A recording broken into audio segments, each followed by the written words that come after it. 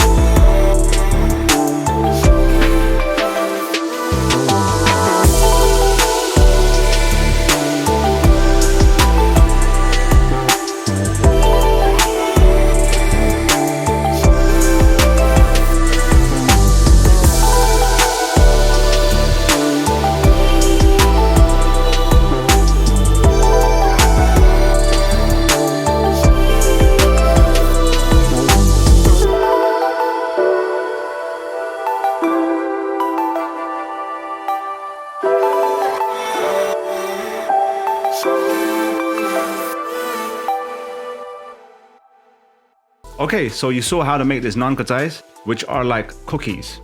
They're not too sweet, but they are very delicious with a cup of tea and perfect for your eat table. Imagine you have your family around, your guests around, you bring out your table, you make some hot tea and you serve this Naan Khatai. Memorable. This will be memorable. So do try this out because it's so delicious, so yummy. It's just fabulous. And with that said, you can view more dessert ideas with our laddu recipe over here, our faluda pudding recipe over here, and watch me make milk semia, which is a must on Eid day over here. And with that said, catch you in the next one.